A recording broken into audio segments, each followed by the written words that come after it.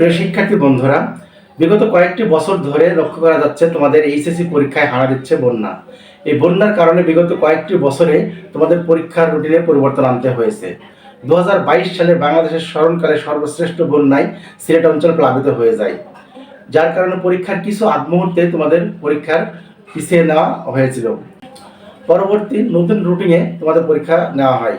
2023 সালে চট্টগ্রাম বিভাগে স্মরণকালের শ্রেষ্ঠ বন্যা হয়, যার কারণে চট্টগ্রাম শিক্ষা বোর্ড, কারিগরি শিক্ষা বোর্ড ও মাদ্রাসা শিক্ষা বোর্ডের পরীক্ষা এক সপ্তাহ পিছিয়ে আয়োজন করা হয়েছিল।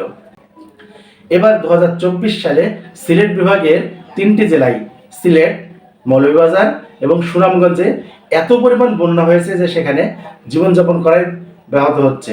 এর মধ্যে পরীক্ষা পেছানোই কি, 2 মাস আগেই কি, বা পরীক্ষা না হলেই কি? যে সকল জনগণ এই প্রাকৃতিক দুর্যোগের মধ্যে পড়েছে একমাত্র তারাই বলতে পারবে আসলে পরীক্ষা দিলেই কি আর না দিলেই কি। এখন তাদের জীবনে বেঁচে থাকাটা হয়ে গেছে মুখ্য বিষয়। জীবনে বেঁচে থাকার তাগিদে তারা জীবনের সঙ্গে লড়াই করে যাচ্ছেন।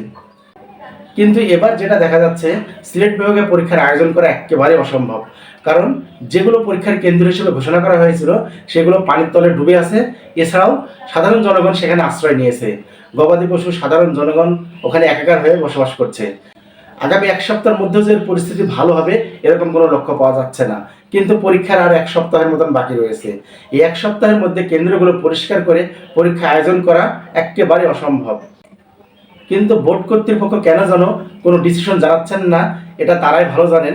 তবে অনতিবিলম্বে একটি ঘোষণা আসা উচিত যে সিলেট বিভাগ বা সারা বাংলাদেশে পরীক্ষা 30 তারিখে আয়োজন করা হবে কি পরবর্তীতে আয়োজন করা হবে। কারণ সিলেট বিভাগের পরিস্থিতি এতটাই খারাপ যে এখানে পরীক্ষা নেওয়া তো দূরের কথা, তাদের জীবন বাঁচানোটাই এখন আসল বিষয় হয়ে পড়েছে। যেহেতু এখন পর্যন্ত শিক্ষা মন্ত্রণালয় থেকে কোনো নির্দেশনা আসেনি, তাই তোমাদেরকে বলবো তোমরা পরীক্ষার প্রস্তুতি নিয়েই পড়ালেখা করো। পরীক্ষা হতেও পারে বা পিছিয়ে যেতেও পারে। এমনটিও হতে পারে যে সিলেট বিভাগ বাকি রেখে বাকি বিভাগগুলো নিয়ে পরীক্ষা হতে পারে।